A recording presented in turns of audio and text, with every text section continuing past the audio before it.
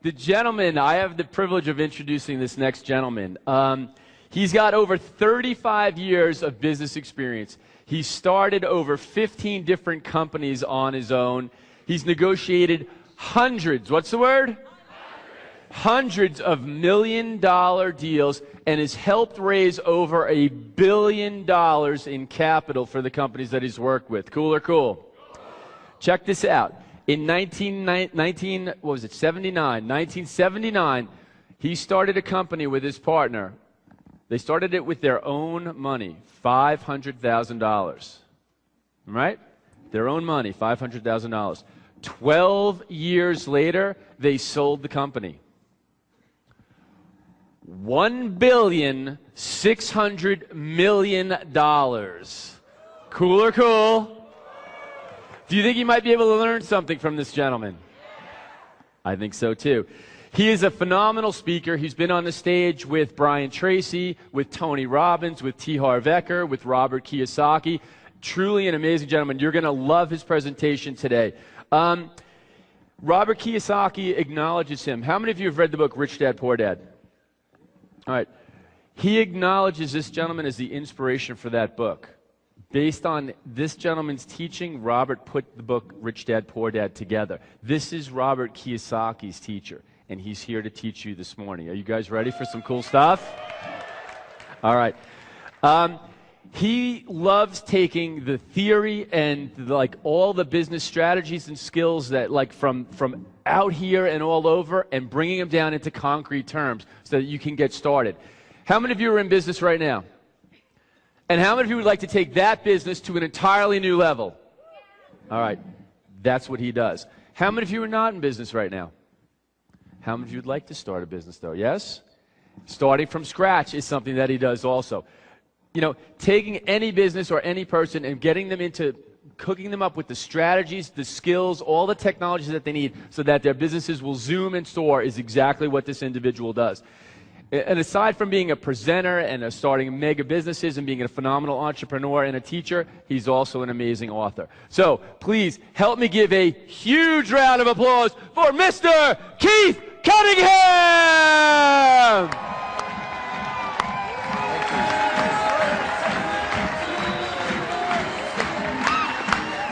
Thank you. Thank you. Thank you. Thank you. Thank you. Thank you. Thank you. Thank you. Thank you. Thank you. Thank you. Thank you. Thank you. Thank you. Thank you very much. Thank you. Thank you. Thank you. Have a seat. Have a seat. Take a seat in a peak state. Thank you so much. I'm so thrilled to be here. I'm very appreciative of the opportunity. Every time Harv invites us to speak, I'm always so grateful. And I'm grateful not only for the opportunity to speak, but I'm also particularly grateful for the fact that you're here. I think that money and time have a lot in common. You can spend them or you can invest them. You can spend your time, you can invest your time. You can spend your money, you can invest your money. And I think one of the reasons that people don't have the financial success that they would really like to have has to do with the skills that it takes in order to successfully invest your money and the skills it takes to successfully invest your time. And your being here for these 4 days with Harv at Extreme Wealth is all about an investment in yourself, an investment of your time. And I love working with people who are willing to invest. So thank you for being here very much. I'm going to start today. I have 3 outcomes that I want to have today to be about. Outcome number 1 is I want to be transparent. And what that really means to me is that I want to be able to teach you the best skills and tools that I have available, the best skills and tools that I have available over the next 2 or 2.5 hours. My goal is not to tell you what works in theory. I think there's a lot of people who are really good at teaching what works in theory. Sadly, it doesn't work in the real world. I mean, I think you have, if you're gonna get coaching, if you're gonna get teaching, if you're gonna learn from somebody, then for goodness sakes, let's learn from somebody who's actually been there, done that. Let's learn from somebody who's eating their own cooking and not throwing up. And my experience is there's a lot of people who want to teach you something that will help them sell books and seminars and all that kind of stuff. But at the end of the day, you got to learn something, and you got to learn critical skills and tools in order to be successful with your life. So the number one outcome that I have for today is to be transparent. Second outcome I have for today is to cause you to run out of ink. Run out of ink. In other words, for the next 2 or 2.5 hours, I want you to take notes. If you hear something that's good, write it down. They've done all kinds of studies, and what they've found out is that if you write something down, you will remember it 500% better, or your memory goes up 500% than if you don't write it down. So always, here's a rule, write this down. Write this down, what I'm about to say. Think on paper. Think on paper. Get it out of your mind and get it onto a piece of paper. So the first outcome I have today is to be transparent, to teach you what really works in the real world. The second outcome I have is to teach you skills and tools to have you run out of ink. So take lots of notes. Third outcome that I have today, just so you know, is that at the end of my presentation, I'm going to be talking to you about an opportunity where you can continue your business education with me. So I'm letting you know up front that's something I'm going to be talking about towards the end. The educational programs that I do, just so you know, I have in excess of 615 different skills and tools that I've developed over the last 35 years of being in business. And think of it like a tool belt. I mean, I've got this tool belt that has over 600 different tools in it. So regardless of what the situation is that I encounter, I usually have a tool that will fit that particular problem. And the problem that I think most people have is they don't have a very big tool belt.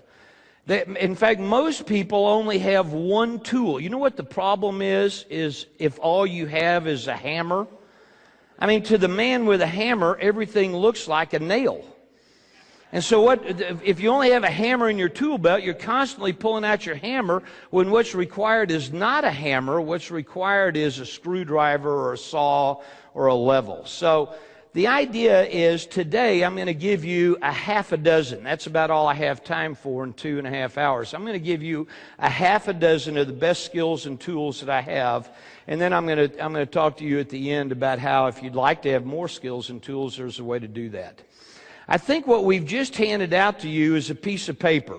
And on that piece of paper, I think there's two sides to it. We're going to look at the side of that paper that does not say rotoblock. Rotoblock is going to happen in a minute. We're going to look at the other side of that piece of paper. And what it's going to say, what that piece of paper says, is it's a game. And we're going to play a marble game. How many people in here have played the marble game before? Oh, good, a number of you. So you're going to have an opportunity to play it again. How many people in here have never played the marble game? Oh, good, you're about to have a great time. And it's going to go very quick, and then I'm going to pull some very important lessons out of the marble game. The way the marble game works is that I've got a sack, and in this sack there are 10 marbles. And I'm going to pull the marbles out right now. 6 of these marbles are green, and 4 of these marbles are clear. What's your name? Jennifer, will you come look at this, please? You see 6 green ones? Yes. You see 4 clear ones? Yes. Good. Watch.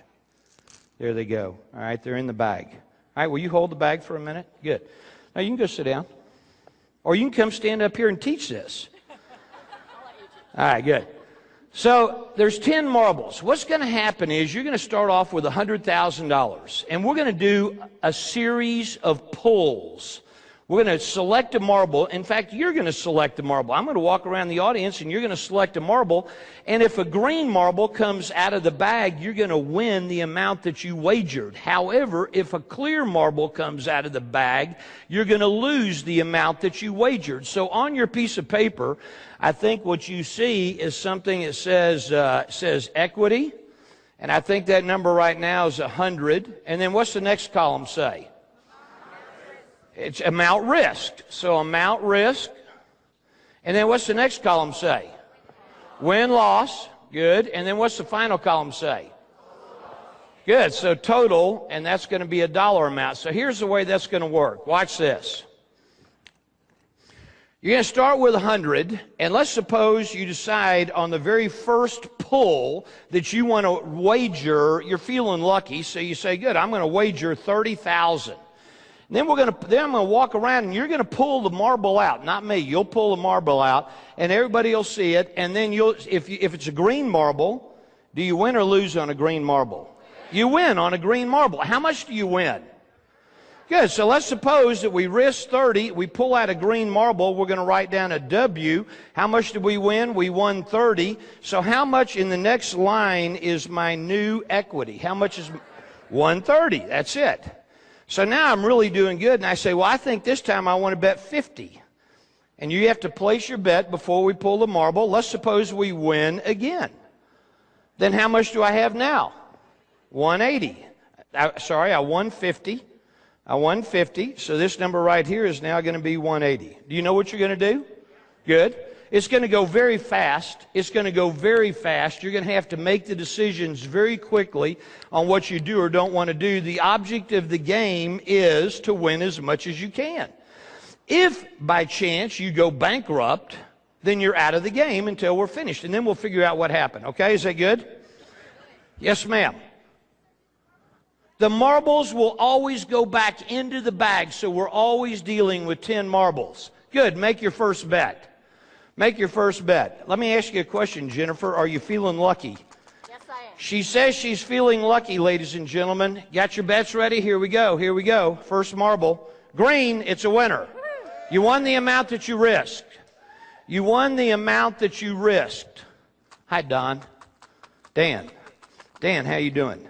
I'm Keith. Get your next bet ready. Here we go. Next bet. Dan, do you feel lucky? Very much. He feels very lucky. Here we go. A white, a clear. You just lost. Put it back in the bag. You just lost. You just lost however much you just bet. So get your new total. Now keep in mind that Dan said he felt lucky.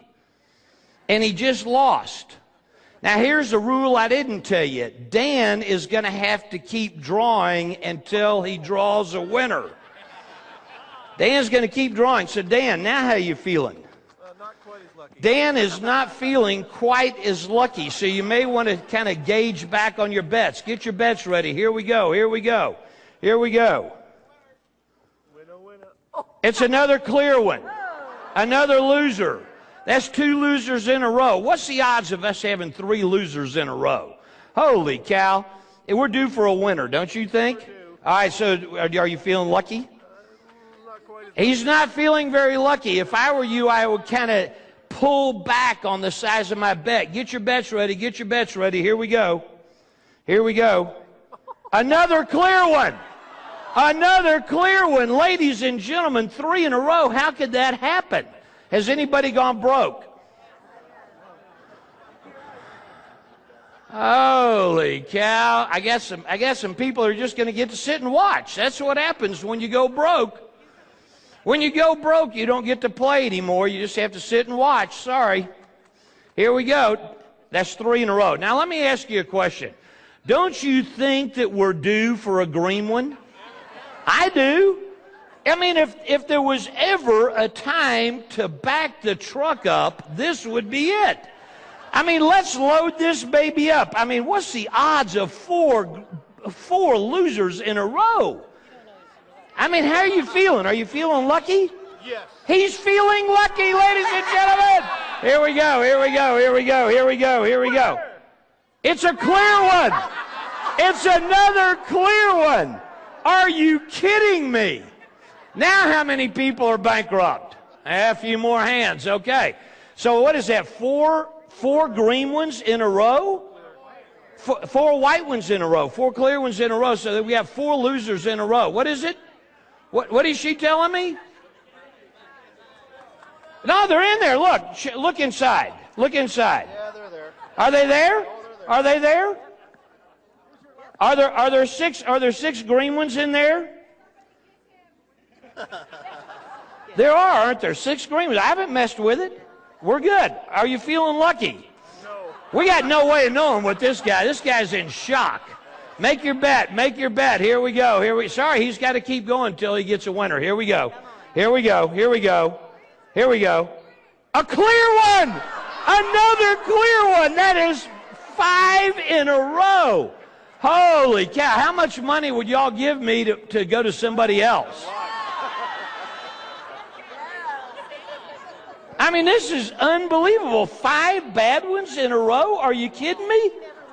She just said he never wins.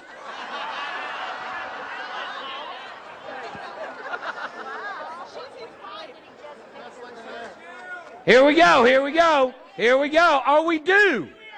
Are we due? Yes, we're due. Here we go, here we go. Here it comes, here it comes. He's using a different hand. A green one! Yay! Okay, you just won however much you just bet. You just won however much you just bet. How you feeling? I'm feeling good. Are you out of the game? I'm out of the game. She's out of the game. She can't pull. Patrick, are you still in the game? I'm in the game. Good. How you doing? I'm doing good. Who's got more than 100,000? How did he do? Who's got more than 50,000? Good. Oh, that's a bunch. Good. Who's totally out of the game? Okay, good. Here we go. Patrick, are you ready? I'm ready. Are you feeling lucky? I am. All right, now we had a whole ton of bad ones. We're due for a whole ton of good ones.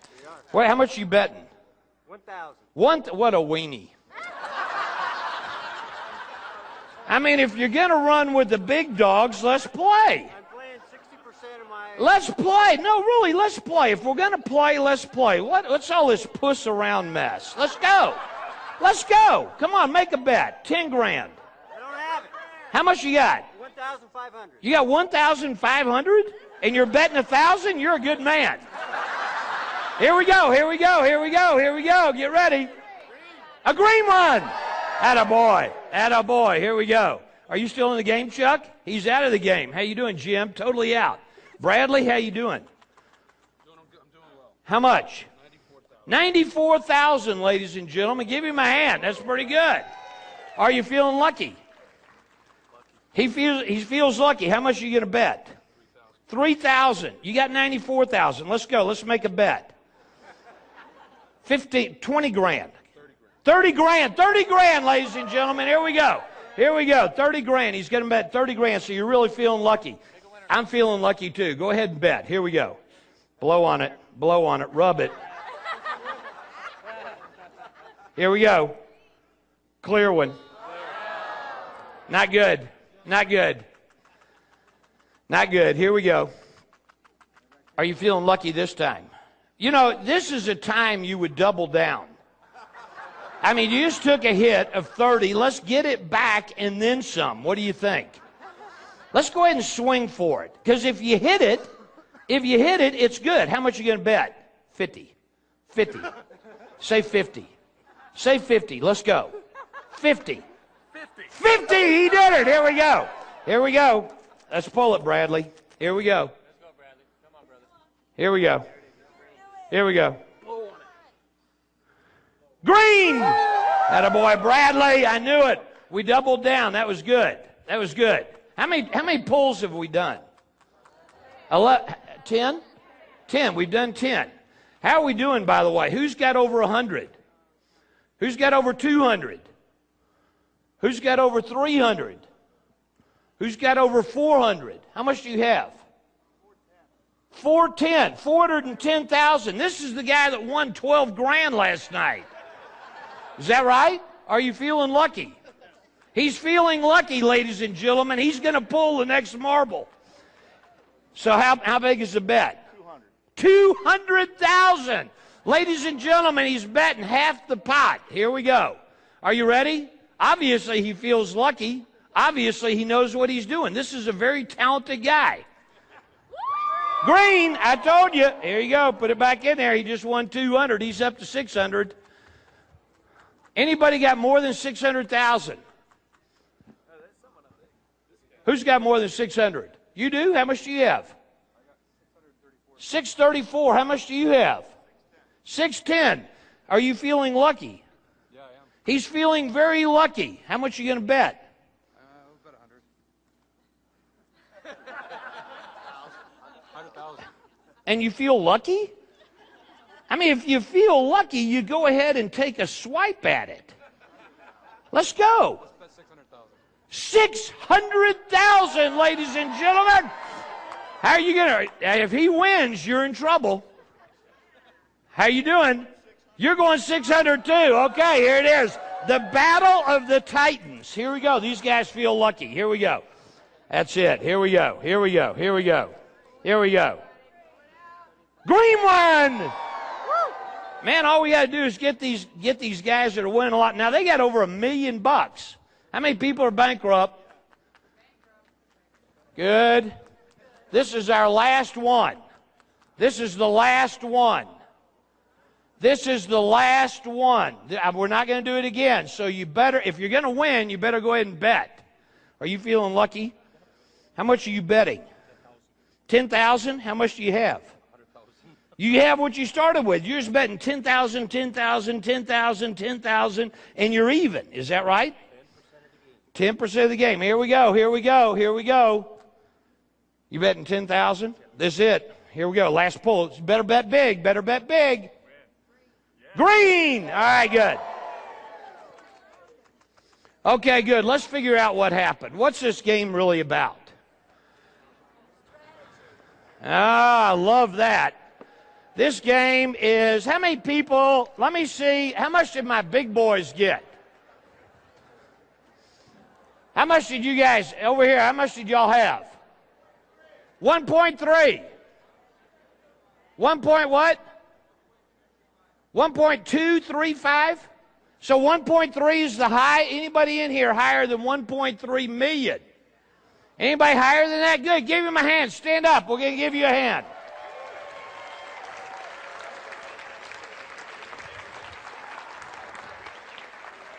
What? What happened? Hang on, hang on, hang on. Shh, shh, shh. 1 million? 10 million? 10 million. Wow, give her a hand. That is huge. 10 million. Where are, how many people have less than 100 but more than 0? Less than 100 but more than 0, good. How many people have 0? All right, that's good. And how many people have more than 200? Good, good. What was your strategy? Because somebody said it, and this is very, very important, and that's why I love this game. This game has a whole lot to do with strategies and emotions and all of that gibberish that I was doing, you know, talking about, okay, well, you need a, you know, bet big, and we've had 4, you know, white ones in a row, and, you know, if you're getting feeling lucky, then go ahead and pump up the volume, back the truck up, bet big. All that kind of stuff is just nonsense. And the truth is, there's people that are busy pumping you full of nonsense all the time. All the time. I mean, brokers are there to get your money, to cause you to do a transaction. And the bigger the transaction you do, the more money they make. So brokers typically are there to get you to do a transaction, and whether you win or lose makes no difference to the broker. And my experience is oftentimes people wind up using their emotions instead of their intellect to make decisions. How many people at one point or another during the last 15 minutes made an emotional decision? I mean, might as well tell the truth. I mean, holy cow. I mean, it's only a game. Let me see your hands again. Let me see them. How many people thank you for your honesty. How many people during the last 15 minutes did not once did you make an emotional decision? I mean, you stuck with it, you stuck with it, you stuck with it. This is your plan. You will not deviate from your plan. Tell me your plan. I need a mic right here. Tell me your plan. So just a mic right up here in front. We're going to be doing a little talking. We're going to figure out what her plan is. What's your name? Marie. Give Marie a hand. Very nice. All right, Marie, tell me your plan. What was the strategy? Well, my strategy was to go in, like risk a chunk, because I didn't do a big chunk last night. I did a little, and I won a little, and the guy behind me got the jackpot. So okay. I didn't want that to happen. So what was your strategy? So go in with a chunk, but then the first loss, I reduced what I bet. Right, but what And was then your when strategy? I understand the plan. What was the percentages? Did you have percentages, or was it just kind of based on your gut? No, I actually was I took over 1/3. You what? My strategy was to go in chunks of about 1/3. A third. My So first you're bet betting was 1/3 40. of your money. Is Yeah. that right? Yeah. Good. Now let me give her a hand. But when it went on a loss, I did not. I bet 10% Okay, so on a loss. every time there was a loss, you reduced your bet. I did. Is that right? I did. All right. And some people, every time there was a loss, they increased their bet. Let me give her a hand. Very nice. Let me ask you a question. How in the world could we get this many different results? I got people in here with nothing. I got somebody in here with 10 million. I got a couple people with over $1 million. I got about half the room that's got less than 100. I got more people that have got more than 100 but less than $1 million. How in the world could that happen? We all were playing the exact same marbles. It was the exact same marbles. Every time a green one came out, it was green for you, green for you, green for you. Every time a clear one came out, it was clear for everybody in the room. Do you know what dictated your results? Yes, the size of your bet. The size of your bet. It's called a position. How big of a position did you take?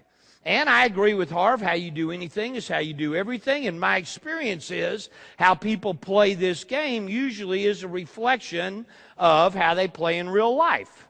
Only people usually play this game better than they do in real life. The truth of the matter is that if you wound up with over probably 250,000, or if you wound up bankrupt, you got the same problem. I'm going to say that again. If you made a ton of money or you went broke, there is no difference in the mentality of those two people. The people who made a ton of money, the people who went broke, they got the same mentality. There was no way in this game to make a ton of money unless you used your emotions. You bet, you got lucky. And I think there's a lot of people out there in the world who are getting lucky. I think there's a lot of people that got lucky in real estate over the course of the last 3 or 4 or 5 years. And then in the last 6 months, all of a sudden, all those people who got lucky are busy giving that money back because they got lucky. They just had, I'm not saying they didn't do anything. They bought real estate and then real estate went up in value, but they didn't do anything to create that increase in value. This is a game where if you made a ton or if you went broke, the only difference was whether you did or didn't get lucky. That's the only difference. But the only way you could have 10 million is if you made some huge bets. How many people in here at least once bet it all? At least once. You bet it all. Now, why in the world would you do that? Why in the world would you do that? That's a crazy thing to do. I know the game was about over, and people do that sometimes. So when there's a clock ticking, all of a sudden their emotions kick in, and they say, oh, well, it's just a game. I want to see how much I could end up with. And instead of using their brain, they use their glands. And my experience is most people are glandular investors. Most people are glandular in their business decisions. I will tell you this, write this down. This will be one of the things you write down. Business is an intellectual sport. Investing is an intellectual sport. And the people that do the very best at it are the people who use their intellect, who use their brain and not their emotions, not their gut, not their intuition. Look, I'm great with gut feelings, if the gut feelings are based on something. So if I ask you the question, all right? I've had these heart problems, and I'm feeling like I've been told I need open heart surgery. Would you just kind of go in and do open heart surgery on me and just use your gut, use your intuition? I mean, that's what people are doing all the time. They're going in and they're asking somebody to use their intuition or their gut on something that doesn't respond well to gut kinds of things. Business and investing is the same way. I would rely on Michael DeBakey's gut. If I went to Michael DeBakey and I said, you know who he is? Michael DeBakey is the original guy who started doing heart transplants. I mean, he's one of the first two people who did heart transplants. This guy's done over 50,000 open heart surgeries. So if I went to Michael DeBakey and I said, Michael, just look, I got these heart problems, use your gut, I would be willing to rely on Michael DeBakey's gut. Why? Because his gut and his intuition is based on experience as opposed to emotions. In this particular game, and the reason I love to play it is because there's so many, I could teach about this game for 3 or 4 hours. But in this particular game, where's my guy over here that bet 10,000, 10,000, 10,000? Bring him a mic real quick, okay? What's your name? What? Real. Did you say real or real? Real. Good. I'll call you Real. Is that better? Give him a hand. Give him a hand. Real, stand up. Stand up. Real, what was your plan in this game? My plan was that I would bet 10% of the total take. There was 100 grand on the table. Only play with 10% of the available money you had. All right, good. And so at the end of the game, how much did you end up with? 110,000. He wound up with 110,000. How many winners did we have in this game? No, how many green marbles? How many green marbles? Sorry, that was a bad question. 7 green marbles. How many clear marbles? 6. Is that right? So we had 7 green, 6 clear. Is that right?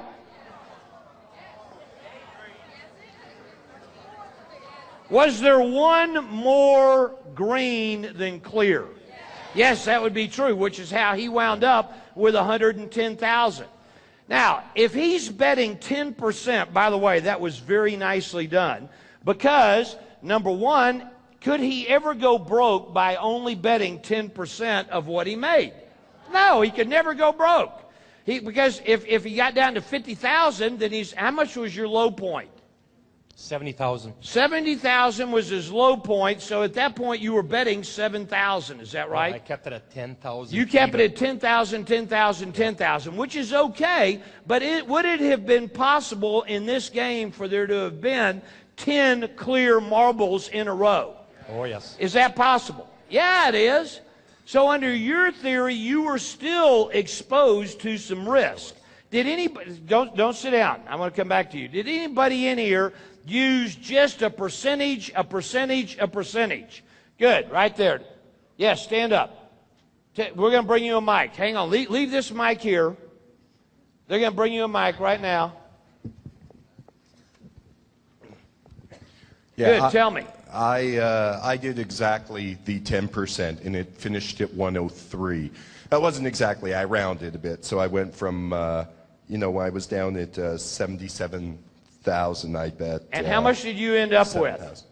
103. 103. So by doing 10%, 10%, rounding a little bit, you wound up at 103. You wound up Real at 110. Is that right? Correct. Now I want you to think about something. There's 2 things. Give both these guys a hand. Thank you. Thank you. I want you to think about something on this game. The game took how long? 15 minutes? 15 minutes there's 4 of those in an hour. Let's suppose there's 8 work hours, so that's 32 15-minute chunks. Suppose every 15 minutes you could make a 10% return on your money. Now see, here's what happens. People get all enamored with this idea of making 10 million, which I'm glad you'd made 10 million, but the truth is you got lucky.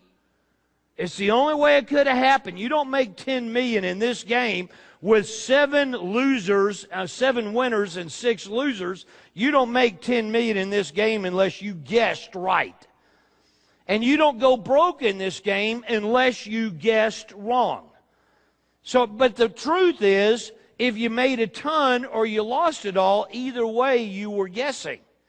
And what's required to be successful in investing, what's required to be successful in business is take the guesswork out. Now here's the whole problem. Rial had this problem. This guy, I'm sorry I didn't get your name. Clay. Glenn. Glenn and Rial, and where are the rest of the people that did a percentage or a fixed amount? Good. Here's the problem. They were bored out of their skull. That's the whole problem. And nobody wants to be bored. And so what we do is we say, oh, well, this is the last one. Well, we've had 3 bad ones in a row. You know, I know I'm supposed to be doing 10%, but boy, we've had 3, 4, 5. We've had 4 bad ones. We've had 5 bad ones in a row. I'm going to load up. And that makes it fun. It makes it exciting. So here's the problem with all those people who bet a percentage. Every one of them, number one, had more than they started with. If you bet a percentage or a fixed amount and didn't change, you wound up with more than you started with. In this game, you had to. Here's the problem they all faced. Boring, boring, boring. I'm going crazy. Hurry up. I hate this. Nothing's happening. Boring, boring, boring, but I'm rich. But I'm rich. Ka-ching, ka-ching, ka-ching, ka-ching, ka-ching. I'm going to suggest something to you. Getting rich is boring. Write that down. Going broke is exciting. Getting rich should be boring. And for most people, the truth is, they are addicted to adrenaline. They're addicted to the rush. They want excitement. You don't put excitement into your money. Making money should be boring. And the reason is because you're removing all of the emotions. Does that make sense? Yeah. All right, good. Tell me something you just learned. You guys have been taking notes. Somebody tell me something that's either boy, oh boy, am I glad I was reminded of that, or something where you saw your own behavior, just something you learned. Hang on, they're bringing you a mic right here. What's your name? Azita. Azita. What's something you learned? I play emotional.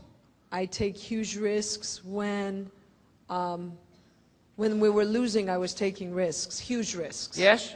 And betting that it would work out. And so what I learned is to take the emotion out, to have a system. Good. To be knowledgeable and be bored. And be boring. Thank you. That's a great lesson. Yes. Give her a hand. Very nice. That's the lesson. That's the lesson I hoped you would get. I hoped you would get the lesson that, look, you have to have some rules. Write that down. If you try to invest, if you try to become wealthy and you don't have rules, then you are speculating. You are gambling. Your emotions are in play. Look, I don't know about you, but I have a worst enemy. You know what his name is? Teeth. Teeth is my worst enemy. That little sucker never sleeps. He is constantly rearing up, trying to screw me up. It happens over and over and over again. I have to have some rules that will protect me from me. Check it out. I don't know about you, but all my problems started out as a good idea. How about you? Is it true? I mean, who wakes up in the morning and says, okay, today's the day I'm going to go out and wreck my life? Nobody does that. We all go out every day we think we're doing the right thing, and all of our problems started out as a good idea. I have to have rules in place that protect Keith from Keith. Keith is my worst enemy. It's unbelievable. I'm going to be talking more about rules in a second. I'm also going to be talking about investing and investing mastery. That's kind of what my theme is for today. It's what Harv asked me to talk about. And in fact, on the flip side of the piece of paper that you guys have been playing this game on, by the way, give yourselves a hand for playing the game. Very good.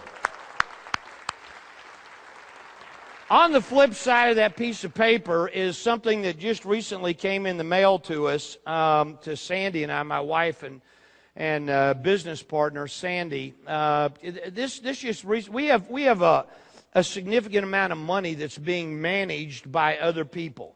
And once or twice a month, they send us a little write-up. And right before we came to over here to Las Vegas, in fact, I just flew in last night from London. I've been teaching in Europe for the last 2.5 weeks. And so last night we landed, and Harv called me in London a few days ago, and he said, Keith, I know that, you got a bunch of people that are going to be at Extreme Wealth, and could you bring along one of the deals that has recently been presented to you?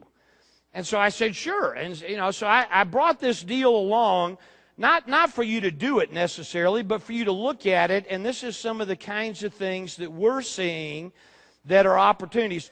Let me give you a summary. It looks like they got a patent. It looks like this particular motor that they have will increase the power of about 50%. It looks to me like it's environmentally very friendly. It's hydrogen and ethanol. It looks to me like there's less complications than there are with conventional kinds of engines. It's easy to repair. And their primary target market appears to be China and India, which are both very large, very emerging markets. So at the bottom of your piece of paper, just based on what you've read, if this is something that you would be interested in doing, just write down, and I'm going to suggest we just play with $1,000. You write down 0 as the amount that you'd be interested in investing, or you write down up to 1,000. So, and if you wanted to write down more than 1,000, that'd be fine too. But someplace on your piece of paper, just write down, based on what you know right now, kind of what would be your interest level in this deal. And then we'll talk about this whole subject of investing and come back to this deal in a minute. Is that good? Everybody written something down? Good. All right. Someplace between 0 and 1,000. If you're a high roller like these guys back here and want to bet, more, then you could do that. But 0 to 1,000. All right. I believe that one of the biggest problems that people have when it comes time to make decisions, particularly around the subject of money, is that they don't take time to think. I mean, what most people do when they think about thinking is that they yawn and get ready to take a nap, as opposed to really doing thinking. I was hired in the early 1970s by two guys who became my mentors, and when they hired me, what they said is, Keith, we promise you that over the next 2 years, we will teach you everything we know. These guys were very, very successful business people. And they hired me as their protege to learn and carry their ball. So the very first thing I said I wanted to do was learn. And then I started, after I learned and I practiced a little bit, then all of a sudden I had some competence. I had some competence and was able to actually start doing deals on my own. By 1980, 81, 82, I had made an enormous amount of money. I was very successful. Literally had millions and millions. In 1982, I was 32. So for those of you doing the math, it's 2007, so I'm 57. So in 1982, I'd made an enormous amount of money. We were very successful, and I was buying a business. I was buying another company, and I was raising money for this deal. And who I was raising money from is an investment bank named Drexel Burnham. Now, Drexel Burnham was the kind of the king of investment banking in the 1980s. And kind of like Goldman Sachs is today, but back in the 80s, it was Drexel Burnham. And Drexel Burnham was the inventor of something called junk bonds. Junk bonds is debt that is very low quality debt, but it's how in the 1980s, T. Boone Pickens and Carl Icahn and all these, Ivan Boesky, were all busy buying companies, and they were the corporate raiders. Well, in the 1980s, I was buying a business. The business price was $140 million, and I went to Drexel Burnham, and I said, could you guys provide the financing in order to allow me to buy this business? And Drexel Burnham said, yes, we would love to provide the financing, Keith. You got the track record. You got the experience. We'd love to help you raise this money. The deal is totally buttoned up. Everything is all ready. The paperwork has been prepared. We're within a matter of maybe a week of funding this deal and closing the transaction. And my guy in New York, whose name is Leon said, Keith, there's only one final hurdle. The hurdle is that you need to go and fly to Los Angeles and meet with Mike Milken. Now, Mike Milken in the 1980s was the father of junk bonds. He was like incredibly well known in the Wall Street financial world. He was extremely rich. His salary and his bonus from 1979 to 1985 averaged $1 billion a year. So he's very successful, very rich, and Leon says, Keith, you got to go have a meeting with Mike Milken before we can do this deal. And I said, all right, I'll go meet with Mike Milken. Where is he? And Leon said, well, he's in Los Angeles. And Keith, what you're going to do is you're going to fly to Los Angeles. They're going to show you into a little room. In this room, there's going to be a total of 7 chairs. There's going to be 5 of the Drexel people in this little conference room. There's going to be a chair for you, and right next to you, there's going to be an empty chair. And the meeting is going to get going, and Leon said, Keith, you're just to start making your pitch. You just go in and get going on this thing.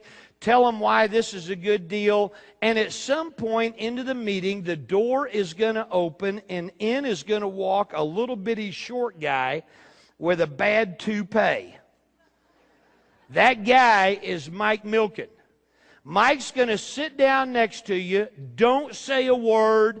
Don't stand up. Don't break stride. You just keep right on going. Don't say anything. Just keep on going. And then at some point, if Mike likes everything he hears, he's going to leave. He's not going to stay the whole time. Now, he said, Keith, you're going to get nervous if he stays too long. Because that's not good if he stays too long. It's going to be very short, in and out. Don't say anything to him. He doesn't like that. This is not about him. This is only about the deal. I said, no problem. I got it. So I fly to L.A. I get to the little conference room, 7 chairs. I'm in there, 5 of their people in there, empty chair right by me.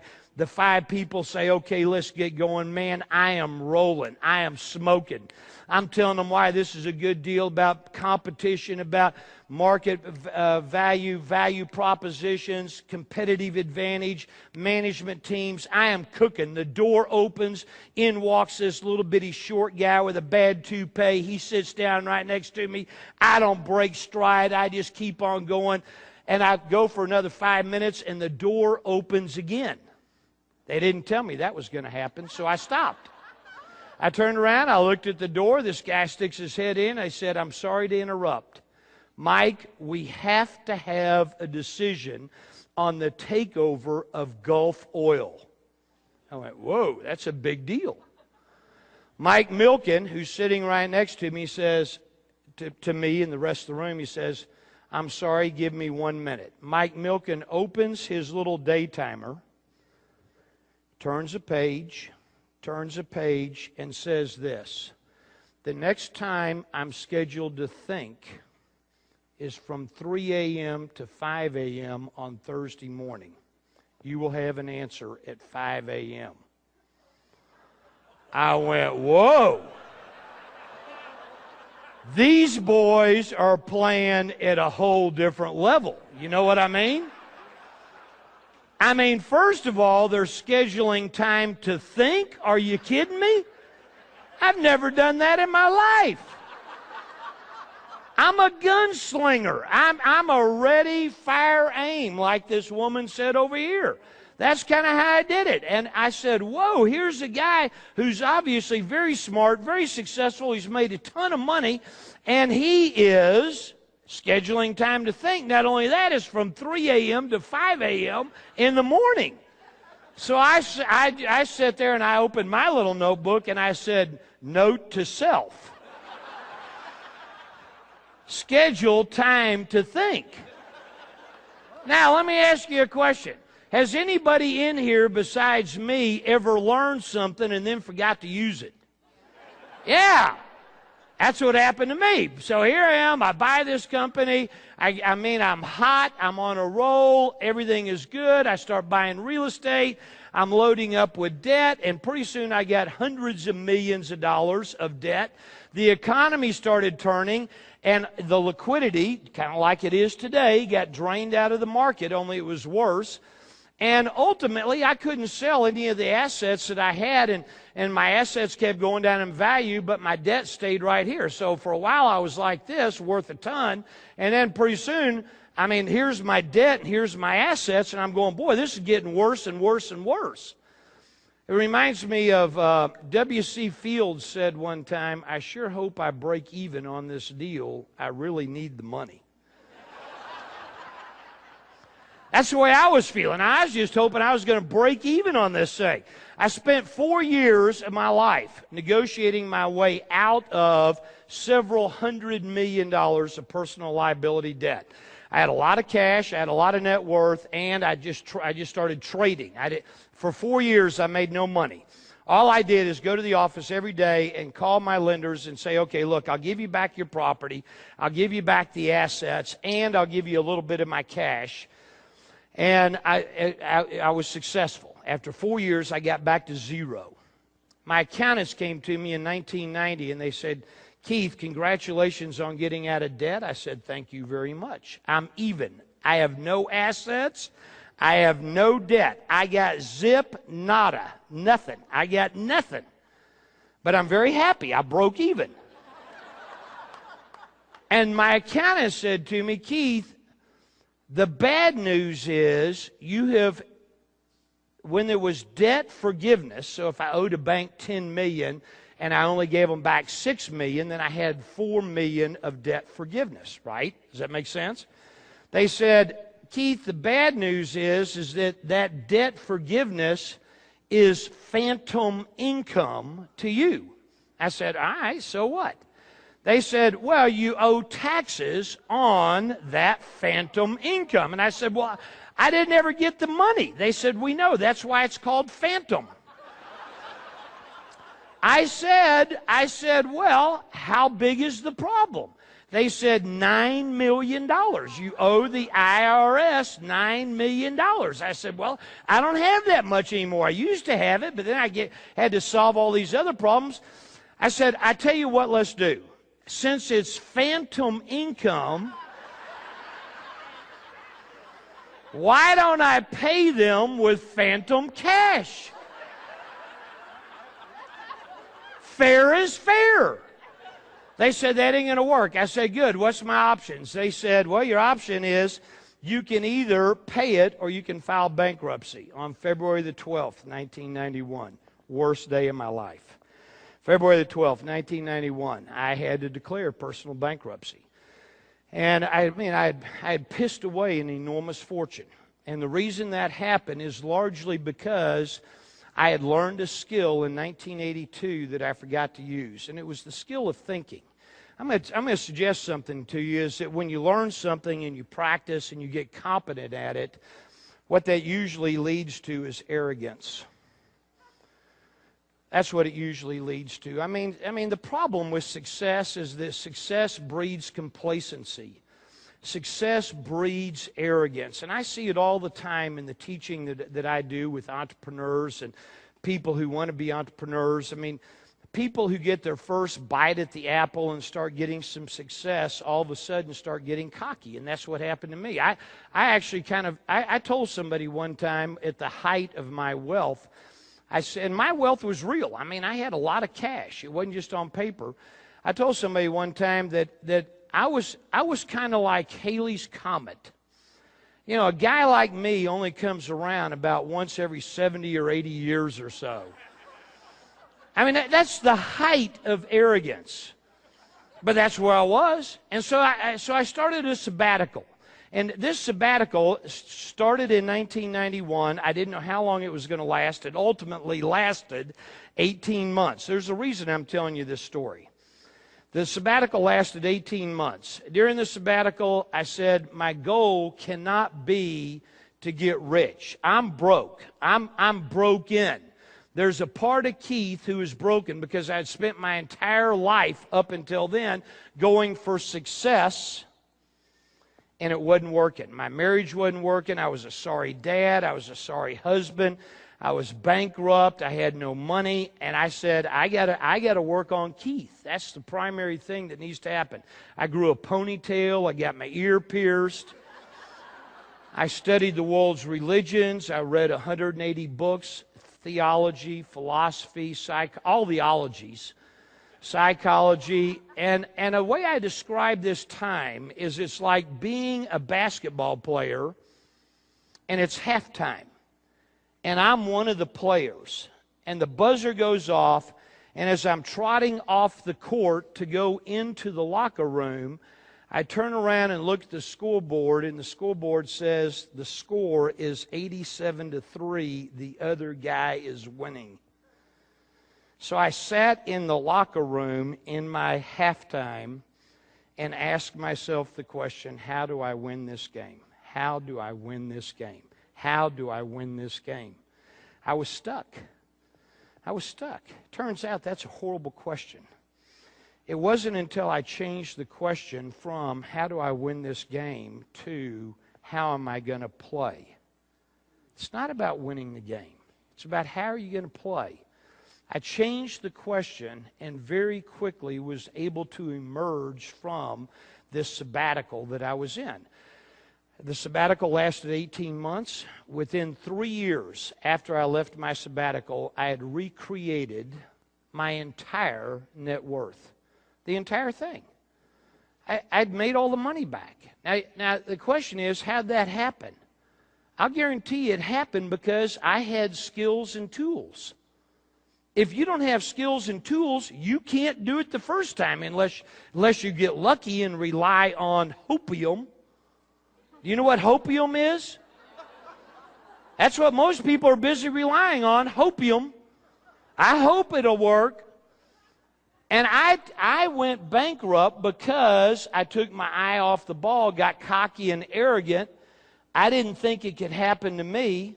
During the sabbatical, what I had to do is make a decision a decision, and the decision that I made was a decision not to pursue success, but instead to pursue mastery. That's an entirely different ball game. Mastery is a different ball game from success. And really that's what all my teaching, if you took all my teaching and put it on a bumper sticker, that would be what my teaching is about. It's around the subject of mastery. I'm going to talk more about that in a little while. The critical part of this story is the turning points of the story. It's the learn, practice, competence. This one fouled me up. I got cocky. I then had to make a decision. That's what happened in the sabbatical. And ultimately what I concluded was, in order for me to create the life I want, what I need to be dedicated to is not success. What I need to be dedicated to for my life is mastery. Mastery to me simply means being the best me that I can. Write that down.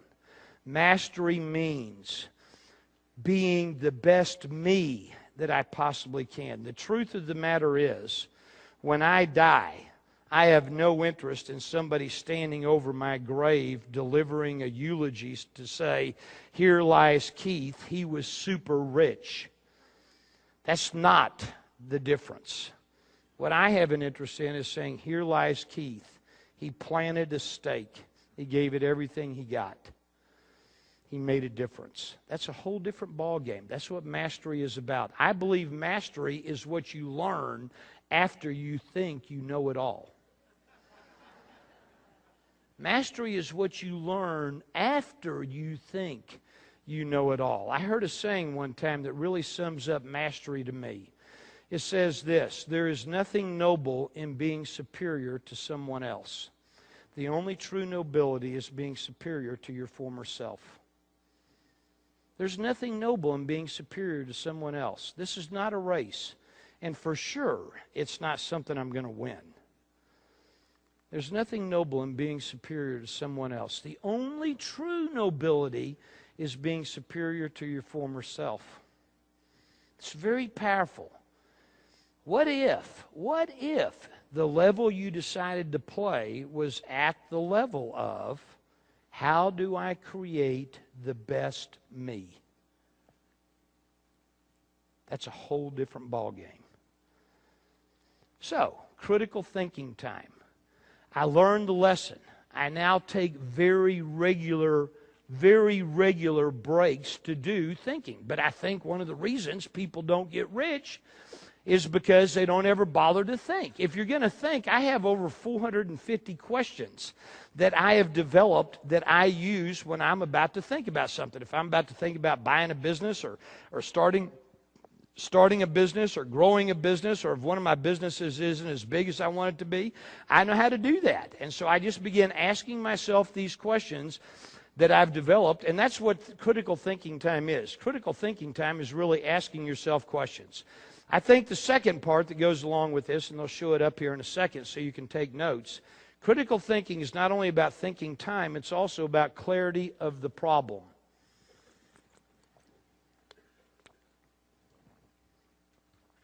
Clarity on the problem. What is the problem? Here's the way that looks for me. Can y'all see this okay? Are they getting it up there? Okay, good. All of us have an is line in our lives. There's something that is. And I think one of the problems that people have is they rarely tell the truth about what is in their lives. People don't tell the truth. I mean, think about it. When's the last time you truly told yourself the truth about anything? Not only that, we don't even have people around us to tell us the truth. You know how I know that's true? Is because right now, every single person in this room can think of a friend or a family member who's in the process of screwing up. I mean, not a little, big. You're watching them screw up right now, and you're not saying anything. You're keeping the peace. You don't want to screw up this year's Thanksgiving. So let's say nothing. People don't tell themselves the truth. People don't surround themselves with people that will tell them the truth. people don't have someone around them that watches them swing. I think one of the great things about being in a partnership, it's a partnership that I have with my wife, Sandy. I mean, it's a partnership not only in relationship, it's a partnership also in our life, in our business. There is no separation. I mean, it's work and personal and everything is kind of in one big blob. But we've given ourselves permission to tell each other the truth. That's extraordinarily powerful. Without somebody else telling me what they see, I will be blind. It's called a blind spot. You have them, I have them. That's why Tiger Woods has 6 coaches. The reason Tiger has 6 coaches is because he can't see himself swing. You can't see yourself swing. And so what we tend to do is keep doing the same thing over and over again, and we don't tell ourselves the truth. Is there anybody in here who really and truly believes that they have been consistently telling themselves the truth? I mean, really? We don't. We don't tell ourselves the truth. I mean, we don't put on a seatbelt. We don't eat right. We don't exercise. We somehow are relying on hopium and luck in order to become wealthy. We think that we can become wealthy without learning critical skills and tools. Have we lost our mind? We think we can become wealthy by changing our mind. Michael Dell did not get rich by changing his thinking.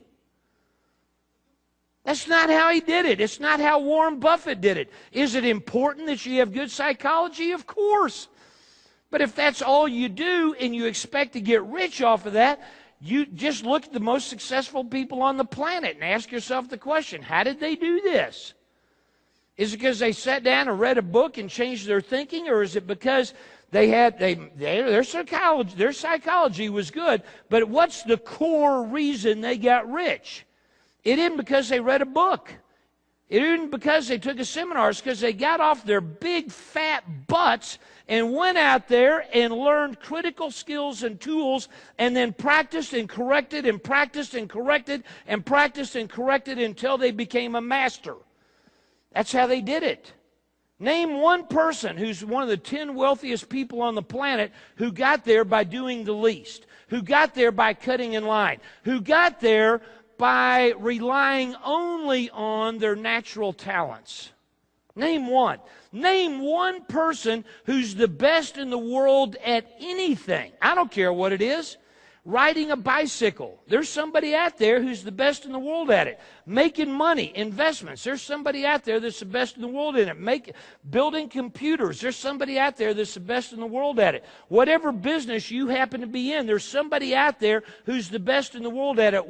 Name one person who's the best in the world who got there by doing the least, who got there by cutting in line, who got there without learning critical skills and tools, who got there without being an apprentice. I just said something very important.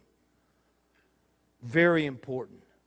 Every single master on the planet, I don't care if you're talking about Tiger Woods, if you're talking about Warren Buffett, if you're talking about Vladimir Horowitz, who's one of the great pianists of all time, you could be talking about Michelangelo. Every single master at one time was an apprentice. Why were they an apprentice? So that they could learn what doesn't work. Holy cow, if you have to go out and remake every single mistake that Michelangelo made, or that Lance Armstrong made, or that Warren Buffett made, the reason you study with masters is so that you don't have to repeat all the mistakes and you can find the things that do work and then stand on their shoulders. You have to be an apprentice. And most people don't want to be an apprentice anymore. Most people, the concept of being an apprentice has totally been lost. You go back 100 years, and if you found a master cobbler or a master craftsman, at one time they were an apprentice. And once they become a master, they have apprentices working under them. We've lost that concept. I was recently giving a speech to a bunch of MBAs. And somebody in the audience raised their hand. These are freshly minted new MBAs. Somebody raised their hand and said, Keith, who do you think is the best person we could go to work for? And I looked at them and I said, well, I mean, the person you should go to work for is the person you admire the most. And about 2 weeks later, I received a call from the dean of the MBA program. And the dean said, what in the world did you tell all those people? I said, well, I told them, they should go to work for the person they admire the most. He said, I know, they're all going into business for themselves.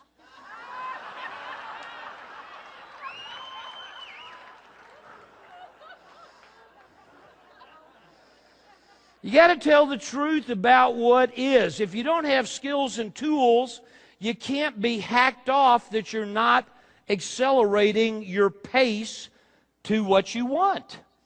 So telling the truth about what is. So we all have an is line. We also all have an ought line. An ought line. Is and ought. Ought is the way we would like for it to be. Is the way it is. What's the difference between is and ought? What's the difference? What do we call that? Yeah, we call that the problem. The difference between what is and what ought is what we identify as the problem, right? Hello? Yes, that's the way we do it. So what I want you to do on your piece of paper right now, nobody's going to look at it. Nobody's ever going to see it. I'm not going to call on you. You're not going to have to turn around and share with your neighbor. So here's an opportunity to tell the truth. What I want you to do is write down on your piece of paper one of your top 3 problems. Now watch, here's how you do it. Here's what you do. Watch me. You get your pen and you cover it up so nobody can see it. And you write really, really, really small so nobody can see it. But you're not going to have to think about this. Everybody in here knows what one of their top 3 problems is. 10 seconds. Write down one of your top 3 problems. 10 seconds. You already know what it is. You don't need to think about it.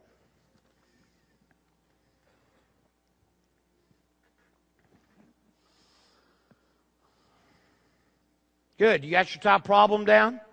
Everybody got it? Anybody sitting there going, I don't know, I don't have any problems? Everybody's got problems. Everybody's written one down, right? Let me ask you a question. Is what you just wrote down really the problem? No, it's not. I guarantee you what you just wrote down is not the problem. What you just wrote down is the symptom. But you did not write down the problem. People are unaware of what their problems are.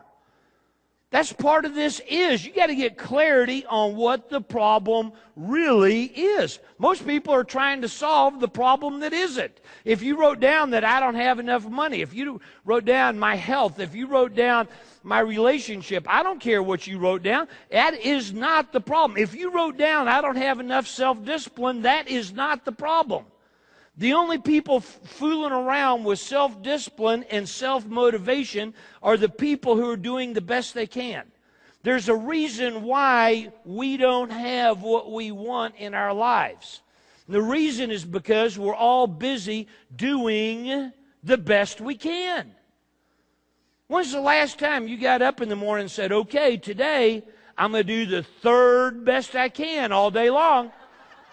We don't do that. All day long, we're doing the best we can. You got up, and for the last umpty-ump years, you've been doing the best you can, and here's what you got right here. It's your life. It's not that there's anything wrong with it, but all of us would like to have more in our lives. And one of the things that's holding us back is this issue of doing the best we can. And the people who are fooling around with self-discipline and self-motivation are people who are doing the best they can, as opposed to masters who don't do the best they can. Never have, never will. Masters do whatever it takes. And that is an entirely different ball game. That's a whole different ball game. I mean, I want you to think about it. If they brought in a whole table full of crack cocaine and put it right here, 100 kilos of crack cocaine, put it on this table and say, Keith, You can use this crack cocaine. You can sell this crack cocaine. You can have a party with this crack cocaine. Nobody will ever know. I'm not going to sit here and go, oh my God, crack cocaine. How am I going to keep myself from taking a toot? It ain't going to happen. Crack cocaine is a non-event. I don't need any self-discipline. I don't need any self-motivation to take that crack cocaine, dump it in the toilet, presto, bingo, I'm done. I'm not doing the best I can with crack cocaine. That is non-negotiable. Write this down. The quality of your life has nothing whatsoever to do with your standards. The quality of your life has nothing whatsoever to do with your standards. The quality of your life, where you are in your life, is a direct reflection of what you have made non-negotiable. The quality of your life is a direct reflection of what you have made non-negotiable. And most people, when it comes to critical thinking, don't do it. I mean, what most people call thinking is nothing more than rearranging pre-existing prejudices. What most people call thinking is nothing more than rearranging pre-existing prejudices. They don't really think. And if they do think, they're not clear on what the problem really is. They don't tell the truth. Or if they do decide to tell the truth, what they've identified is not the problem, but rather the symptom. And what most people are spending all their time doing is trying to solve the problem that isn't. Holy cow, no wonder nothing's changing. We're all working on the problem that isn't as opposed to the problem that is. Does that make sense? Hello? How you doing? Are you running out of ink? Good, that's what I want. Keep on talking. Yes, ma'am. Are you about to tell me something? Can I what? Of what? A practical example of what?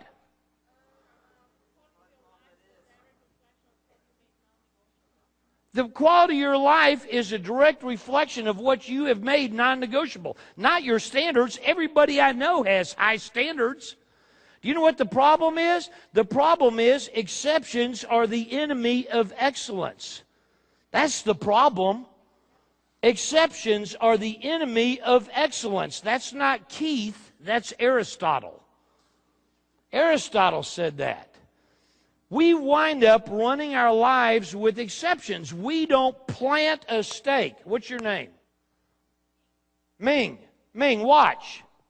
We don't do this.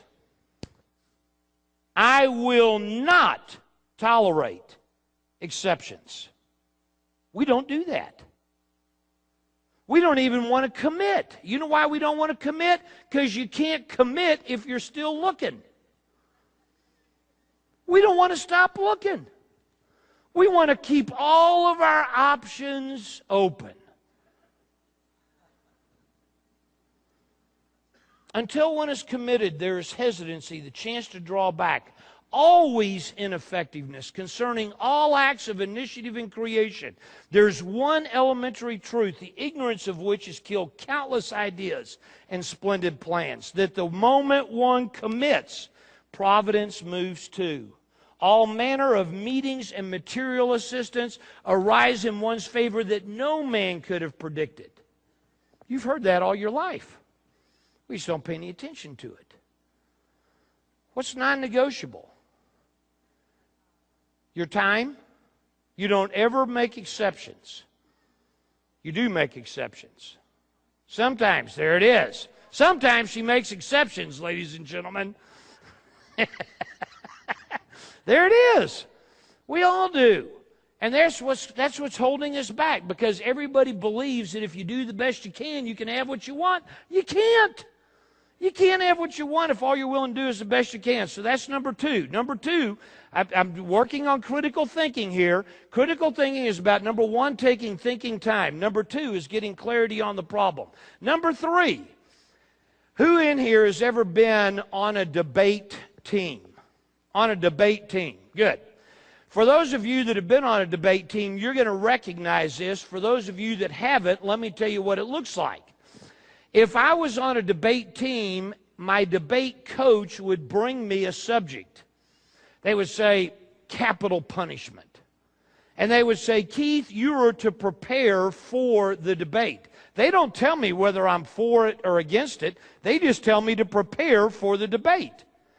And my coach knows that I'm ready to go into the debate once I can successfully argue either side. I just said something very important. You got to be able to argue both sides. You got to be able to win the debate arguing for and be able to win the debate arguing against. And once you could win the debate by arguing either side, now you're ready for the debate. The same thing happens with business decisions, investing. All of that is the same. Most people get anchored to a certain way of thinking. They start seeing what they want to see that supports their previous conclusion, and they begin seeing only the data or only the information that reinforces that. And what I tell people is this. Get ready to write this down. You have to take some notes on this.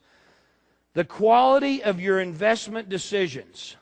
The quality of your investment decisions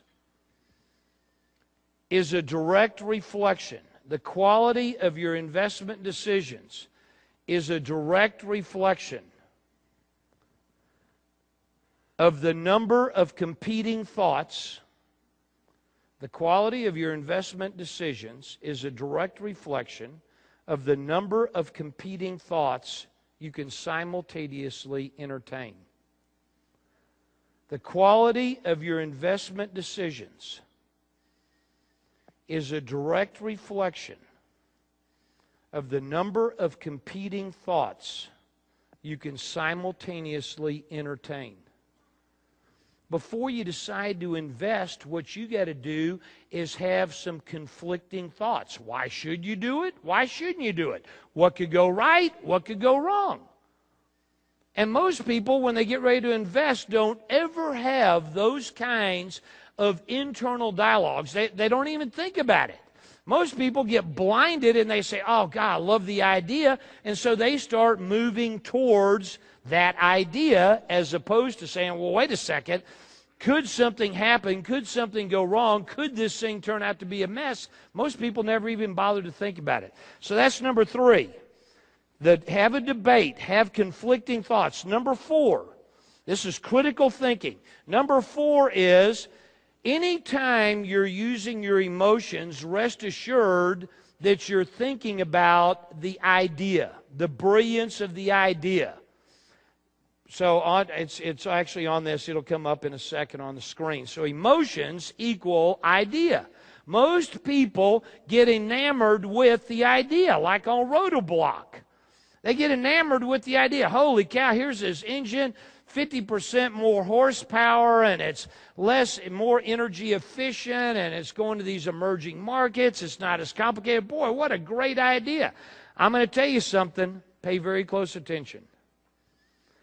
Name me any product or service. I don't care what it is. Cheeseburgers, shoelaces, hotels, casinos, magic markers, teaching.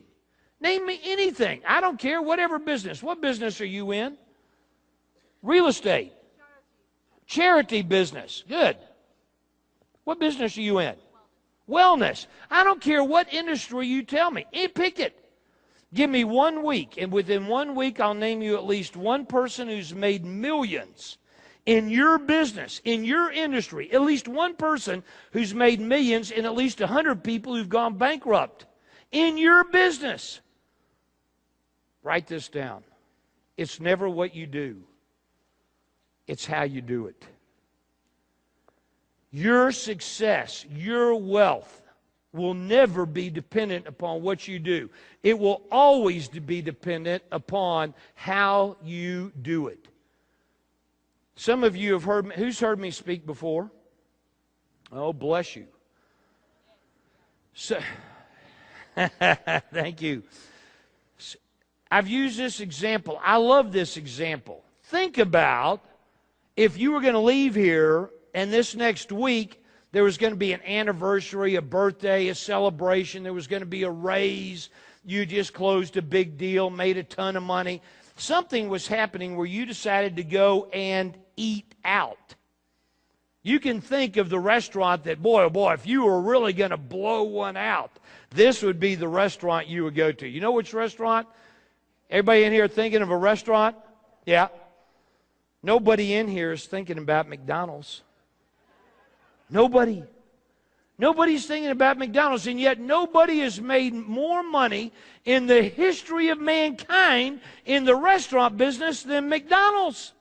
Let's take a hard look at the product. It sucks. It tastes like poo-poo. Their French fries are pretty good. The product is intergalactically horrible. The worst food on the market. And yet nobody's made more money in the history of mankind. Not only that, if you eat enough of it, it'll kill you. Right? So here's McDonald's marketing plan. Let's serve truly crappy food to our customers, and if our customers eat enough of it, we'll have no customers. It's not about the product. Can you make a lot of money in cheeseburgers? Of course you can. Can you go bankrupt in cheeseburgers? Of course you can. Can you make a lot of money in real estate? Of course you can. Can you go bankrupt in real estate? I mean, the list goes on and on and on. It's never what you do, it's how you do it. And so the whole idea then is using your intellect, what you're going to be focused on is less about the idea and more about the execution of the idea. Execution, management intelligence.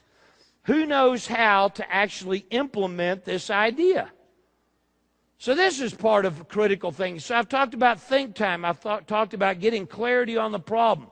I've talked about having a debate and some conflicting thoughts. I've talked about don't use your glands. Don't invest money based on the idea.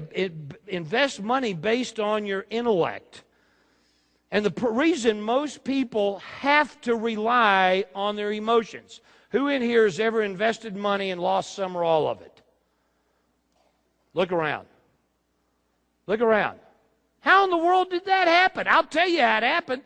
I'll guarantee you 99.9 times out of 100, looking back on it now, you're looking and going,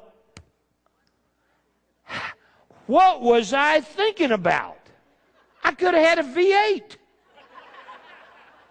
We look back on it in hindsight and we can see that it was an emotional-based decision to invest the money. And the reason that most people have to use their emotions to try to make money is because they don't have the skills and tools. Holy cow, if you don't have the skills and tools, you have to use your emotions. You got nothing left. You take a look at all the money that you've lost. Think about this. If you still had all the money that you lost, where would you be right now? Write down on your piece of paper, here's how much money I've lost. And that's just the stuff you wrote a check for. That doesn't count all the opportunities that are waltzing past you every day and you don't have the skills and tools to recognize. That doesn't count. How many people in here have a business right now? Good. Let me ask you a question. How happy would you be if your business was twice the size that it is right now?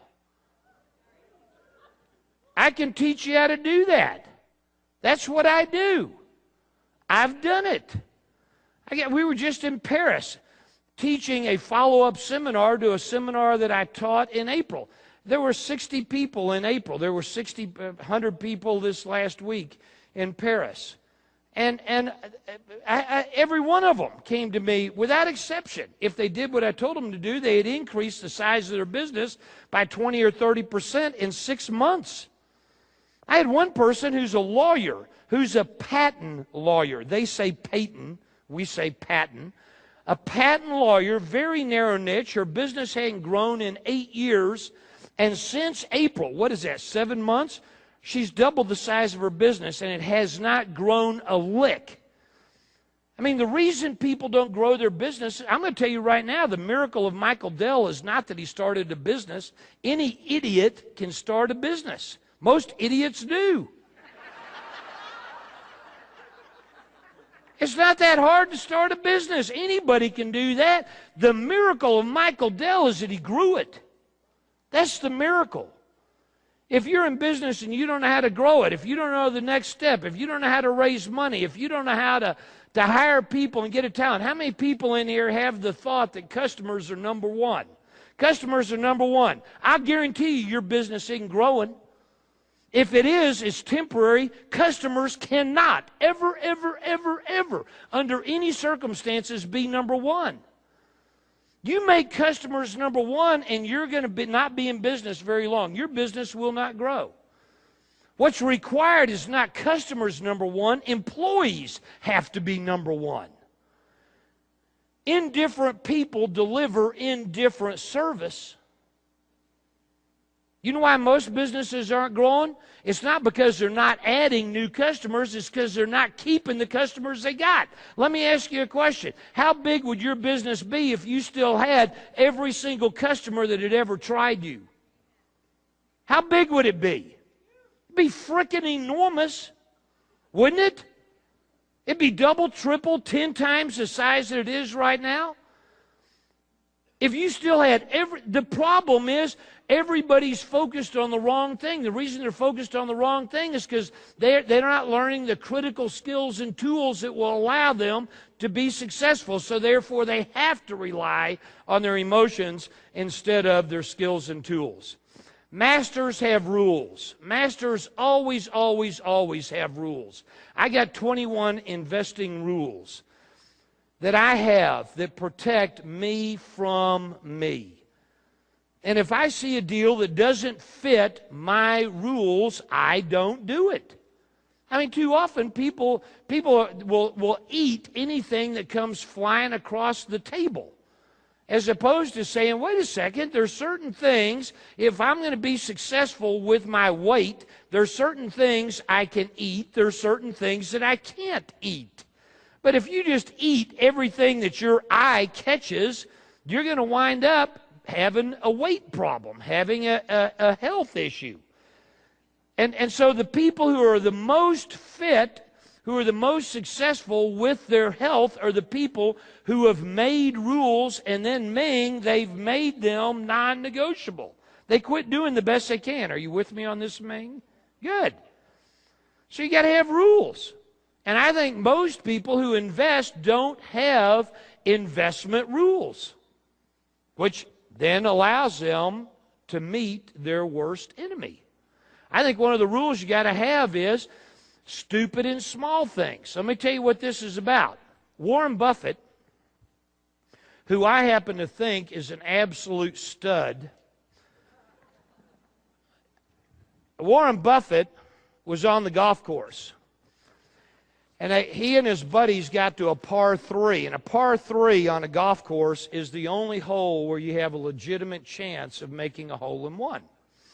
So they get up to the par 3, and Warren's all ready, and he's about to take a swing. And his buddies who are with him say, Warren, let's have a bet on this hole.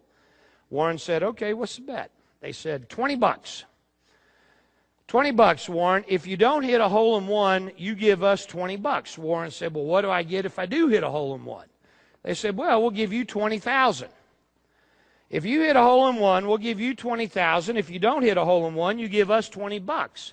Warren said, well, the problem with that is that that's only 1,000 to 1 odds.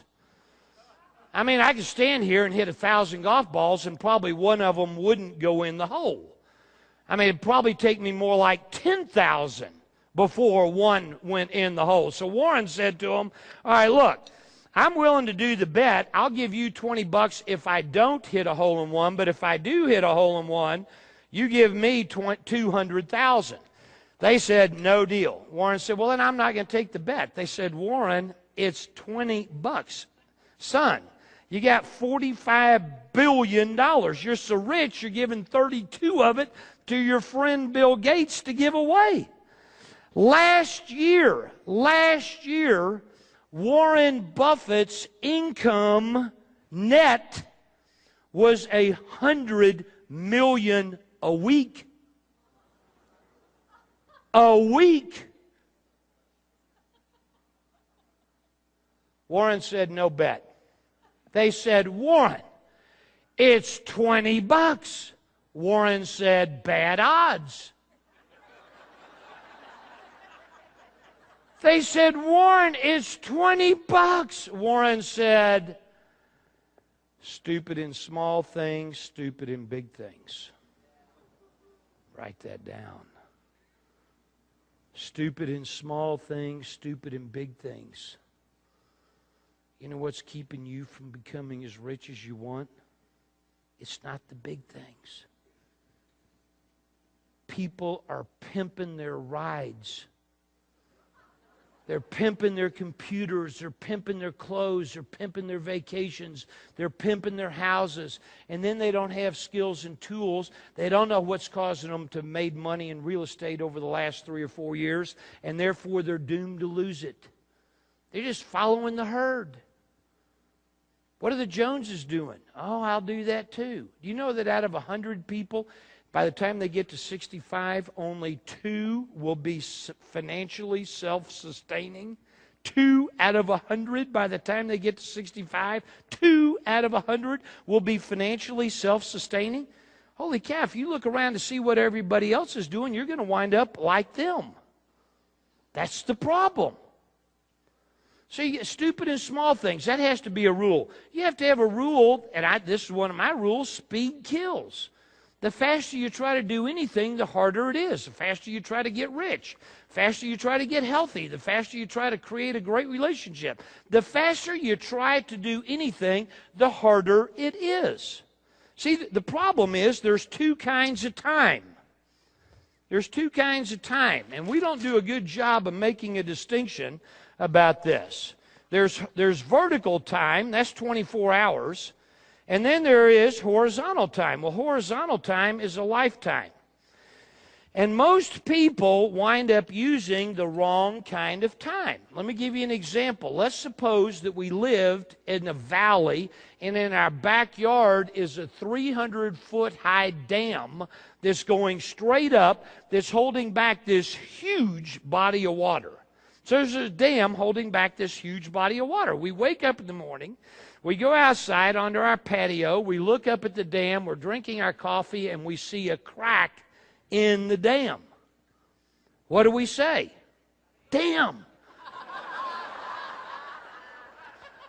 We go inside, we look in the yellow pages under dam repair people. We call the dam repair person. The dam repair person comes out, looks at the dam, and says, I can fix the dam. You say, how long? The dam repair person says, 24 hours. It's going to take me 24 hours. How would you like for me to do this?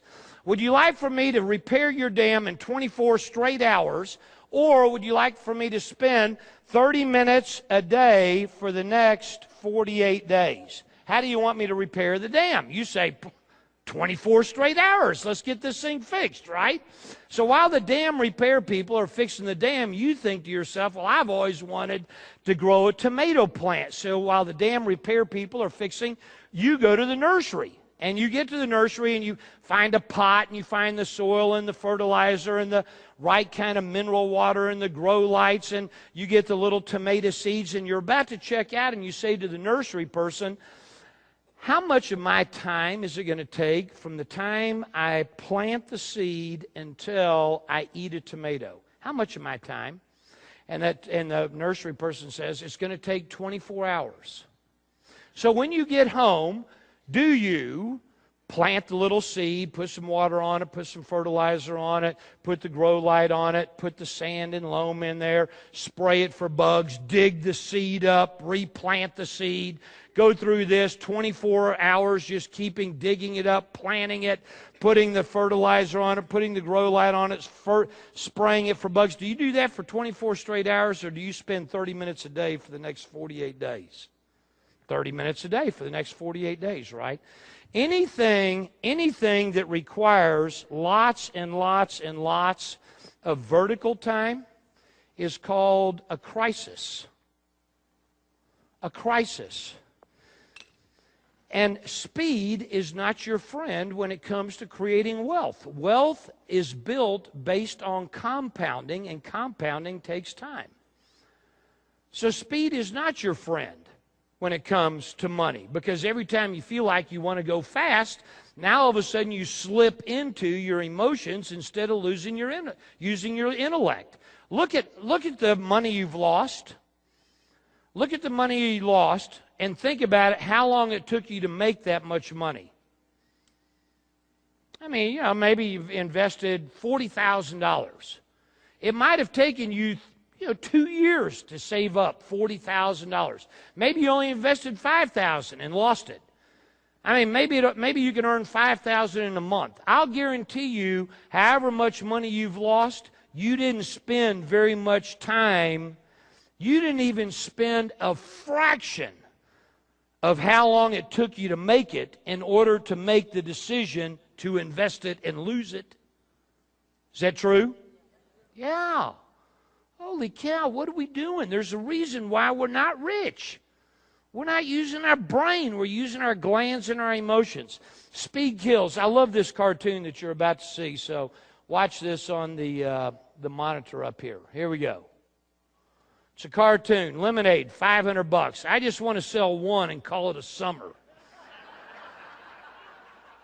That's what most people are doing. Right there. They're trying to get there so quick that they'll never be successful. I think that's a problem. And core competence. Look, if one of your rules has to be core competence.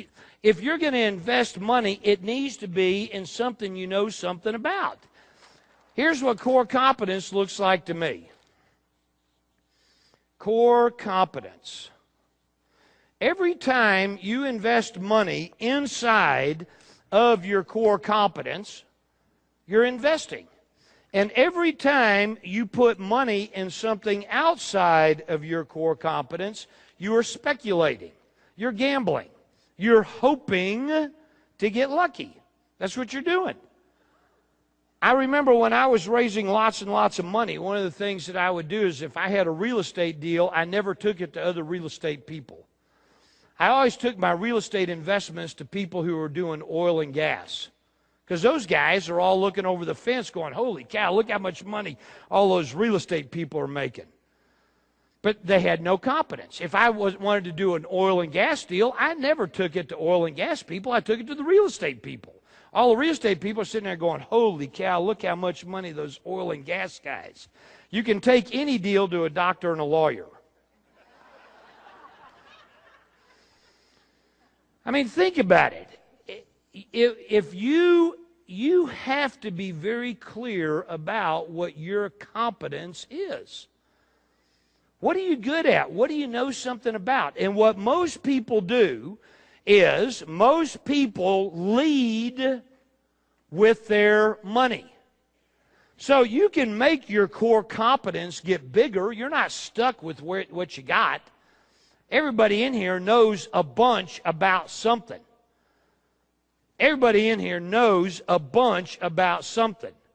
It'd be very difficult for somebody to pull the wool over your eyes on what you know a lot about. But what you know a lot about is this size right here. This is how big it is. In order to increase the size of your core competence, you begin spending time, and you start surrounding yourself with people who are experts. You spend time, you invest time, and pretty soon you have expanded your core competence, And now the investment is inside your core competence. But you don't lead with your money. And that's the problem. Most people hear about something and they start chunking money at it as opposed to saying, let me invest my time and learn about what I'm about to put my money into. Does that make sense? It's very powerful. I saw this cartoon, and this reminds me of kind of how we tend to do it. Through the hoop, Bob, through the hoop. We got a turtle trying to jump through a flaming hoop. I mean, the problem is the little turtle has no core competence. The little turtle can't jump through the hoop. But we're sitting there urging the thing along, and it's totally outside of our core competence. Critical thinking means asking questions. The better the questions, the better the thinking. Tony Robbins, I love him. Sandy and I do a lot of work with that organization. In fact, we're very fortunate. We're on the board of directors of his foundation, which is a very powerful foundation. Tony Robbins says that the quality of your life is a direct reflection of the quality of the questions that you ask yourself. The quality of your life is a direct reflection of the quality of the questions you ask yourself. And I think most times people ask themselves either horrible or debilitating questions. I think the most powerful question you can ask yourself is the question you're about to see on the screen. It's by far the most singularly most powerful question you can ask yourself in any aspect of your life, investing, business, anything. Anything.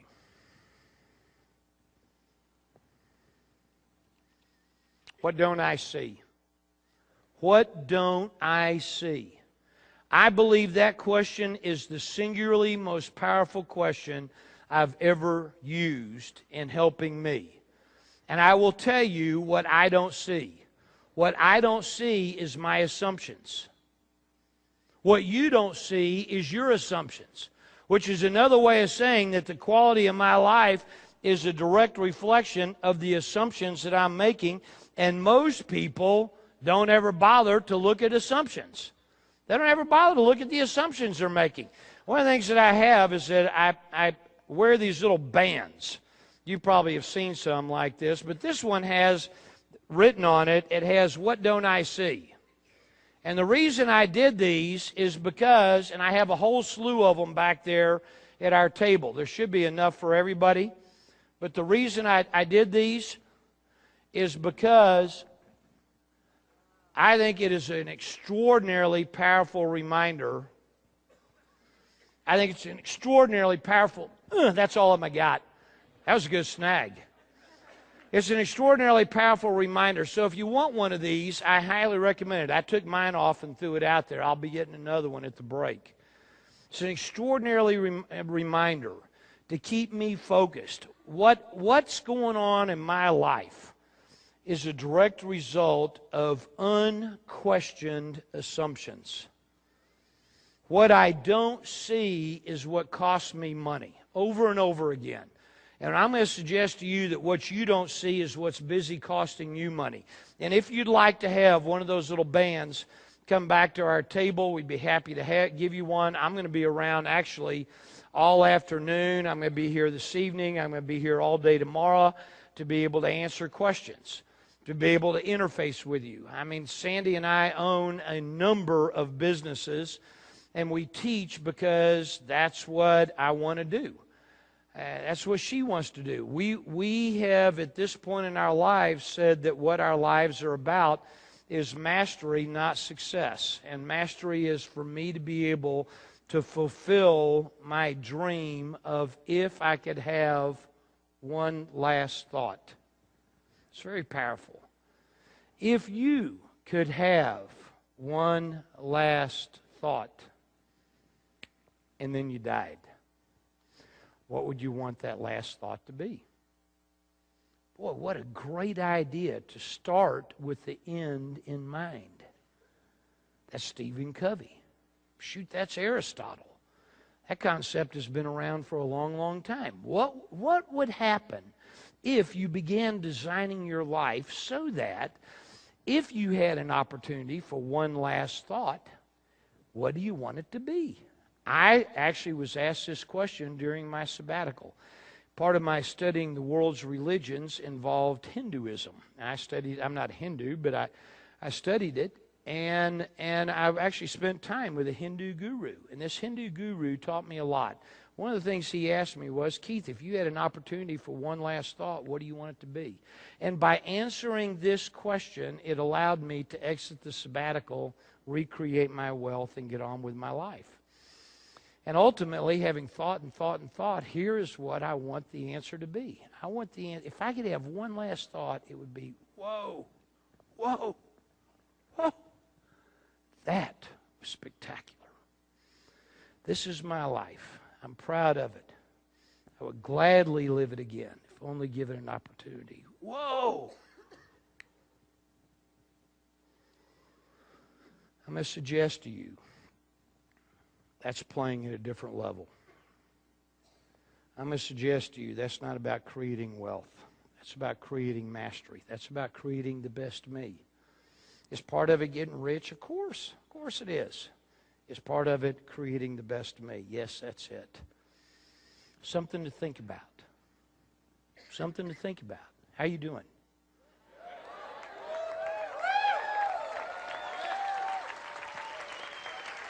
Thank you. Thank you. Thank you. Thank you. It's extraordinary to me if you think about the human spirit. I mean, today we live in the information age. And I'm telling you, if the key to being successful was to have tons of information, everybody would be there. I think what's needed is for us to leave the information age and to enter the inspiration age. And that's a whole different ball game. That's a whole different ball game.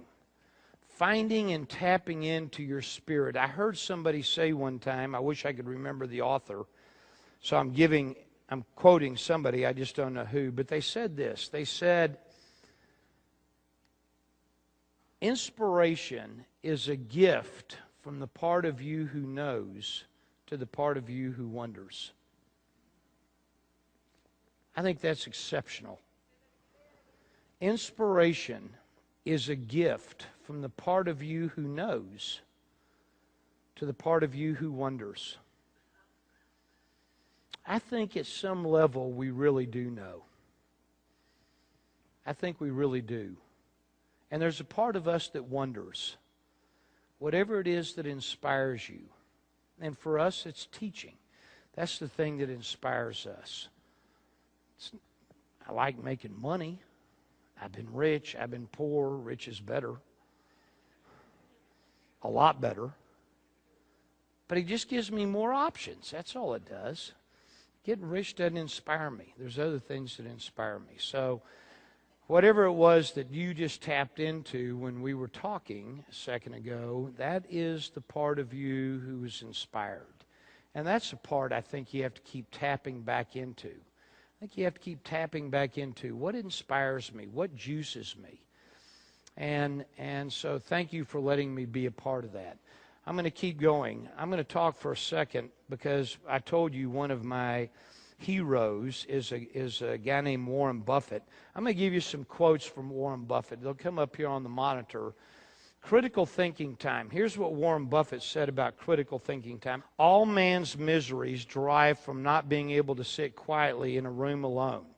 An investor who is encouraged by his advisors to do a deal responds much as a teenage boy who is encouraged by his father to have a normal sex life. It's not the push he needs. I think that's true. Here's what Warren Buffett has to say about conflicting thoughts. Why shouldn't we invest? Do all your thinking before you do the deal. Imagine all the things that could go wrong because they probably will. Optimism is the enemy of the rational investor. Now, look, I'm all in favor of intention. I love The Secret. But at the end of the day, what's getting taught is not the law of attraction. The law of attraction says you move towards it. You can't sit in a room all by yourself, and you can't sit in a room and all by yourself, lock all the doors, and somehow, presto, bingo, hocus pocus, there's going to be a big old pile of money or a beautiful spouse sitting next to you. I mean, that ain't going to happen. Come on. We were teaching in London, and this woman came up to me and said, it was this business mastery program that I teach, where I teach critical skills and tools, and it's always 2 sessions. There's a first session, and then a little bit of time goes by, and everybody goes and does work, and then we do another session. And we were teaching, and she came up and I said, what are you going to work on in between? She said, I'm going to work on winning the London lottery. I said, well, I mean, how are you going to do that? She said, well, I'm going to buy lottery tickets, and I'm going to sit around and meditate.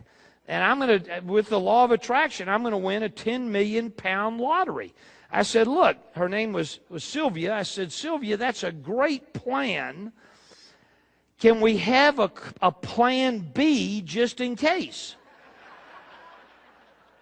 I mean, because I do believe in the law of attraction. I really do. But I also believe that there's a big difference in the skills and tools it takes to make money and the skills and tools it takes to keep it. Those are 2 entirely different sets of skills. I know a lot about making money, and this time around I'm learning how to keep it. This is my 3rd fortune. I want to avoid pissing those things away. I mean, it takes a lot of work to do that. So this one I've kept for about 12, 13 years, and I'm happy. I'm doing things very differently now than I used to. I have a different set of rules. But you got to have conflicting thoughts, and optimism is not your friend. When you're dealing with money, optimism is not your friend. Warren Buffett on intellect versus emotions, he says, ignorance, when mixed with greed, is the stuff financial disasters are made of. A public opinion poll is no substitute for thought. He's right. Here's what Warren Buffett says on the subject of rules. Rule number 1, don't lose money. Rule number 2, see rule number 1. Yeah, I'm telling you. I mean, this stuff is very powerful. This guy clearly knows what he's talking about. I mean, if we're going to emulate somebody, let's emulate somebody that's eating his own cooking, right? Does that make sense? I mean, when you think about it, there's 2 kinds of hay. There's hay before it's been through the horse.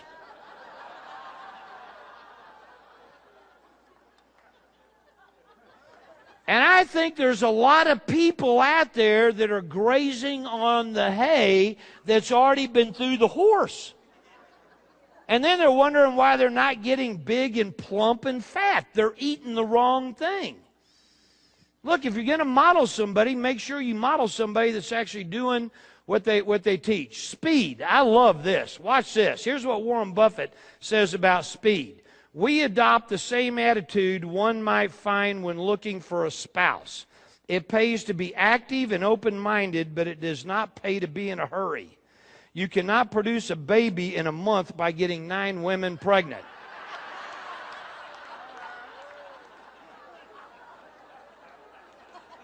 Now, this is true. This is true. I like this. Stupid and small. Here's what he says. In my world, little things really do matter. An undisciplined mind in small things will also be an undisciplined mind in large things. Look, either you're intellectually rigorous or you're not. Either you know what you're, if you're stupid in small things, you're going to be stupid in big things. Let me talk for a second about mastery and about core competence. In fact, if you look back at our roto block, here's what he says about core competence. This is Warren Buffett. The greatest personal fortunes in this country weren't built on a portfolio of 50 companies. That's the Noah's Ark way of investing. They were built on one wonderful business, almost without exception. When they strayed from that wonderful business that made them rich, they ended up losing money. That's what Warren Buffett has to say about core competence. What don't I see? Here's what Warren Buffett says. A pen lies in wait for every bubble. And when the two eventually meet, a new wave of investors learn some very old lessons. I think it's absolutely true. Look, if you're going to listen to somebody, don't listen to me. Don't believe me. Let's believe somebody who started with zero and in his lifetime created $45 billion of real live money. Last year, $100 million a week. A week! Clearly, he knows something and is doing something the rest of us aren't. Look at Rotoblock. Remember Rotoblock? You remember that? That little engine that could? Let's think about our investment. Whether you put down $0 or $1,000 or $5, I don't really care. I'd be curious how many people said that they would do $0. Let me see those hands. Good for you. How many people said they'd do something? All right, good for you. This is a learning opportunity. Let's look at Rotoblock in light of what we just talked about. Did we have any thinking time? No. Did we have clarity on the problem? No.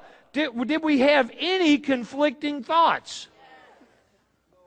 Well, if you said yes, you had to invest, you had no conflicting thoughts. You didn't look at what could go wrong. You just said, holy cow, look at this great idea. You used your emotions versus your intellect. Was Rotoblock within your core competence? If you said yes, what in the heck do you know about engines? What in the heck do you know about startup businesses? What in the heck do you know about India and China? What in the heck do you know about ethanol? I'm going to tell you right now, the deal that I showed you is a real deal, only it wasn't sent to me. It was sent to somebody else, and they sent it to me to use as an example when I teach. You should not. Everybody look at me. Look at me. Whatever you do, do not go out and buy this stock. Don't do that. I'm using it as an example. I don't know whether this is a good deal or a bad deal. All I know is I don't know anything about engines. I don't know anything about manufacturing. I don't know anything about automobiles. I don't know anything about China and India. I don't know anything about ethanol or any hydrogen. I don't know nothing about nothing. So therefore, I'm not going to even look at this deal because I have rules. Did you ask yourself the question, what don't I see? Most people don't. Most people don't. And so they wind up being stupid in small things. Well, Keith, it's only $50. Oh, well, Keith, it was only $500. Stupid in small things. Does that make sense? Good. There's a very famous football coach in the United States, no longer alive. His name is Paul Bear Bryant. What was it? Roll Tide. Crimson Tide. He taught it out. He was coach at Alabama. Prior to that, he won national championships. He was very, very well known. Very, very smart guy. Born in almost poverty. In fact, born in poverty. And he became literally one of the most, and I think the most revered coach in the world. Paul Bear Bryant said one time, on any given Saturday, I can take my team and beat your team. Or I could take your team and beat my team. That's serious. That's how good a coach he was. Paul Bear Bryant died a few years ago. And when they found him and looked in his billfold, they found what I am about to read you. He carried this around with him for 40 years. For 40 years, he read it every day. Here's what it said. This is the beginning of a new day. God has given me this day to use as I will. I can waste it or I can use it for good. What I do today is very important because I'm exchanging a day of my life for it. When tomorrow comes, this day will be gone forever, leaving something in its place that I've traded for it. I want it to be gain, not loss, good, not evil, success, not failure, in order that I shall not forget the price I paid for it. That, to me, is extraordinary. This is the beginning of a new day. I will suggest to you that you will not find what you're looking for. What is required of you is not a search. What is required of you is a decision. A decision on who it is I want to create. What are the skills and tools that I need to learn? Mediocrity hates decision. Masters embrace decision.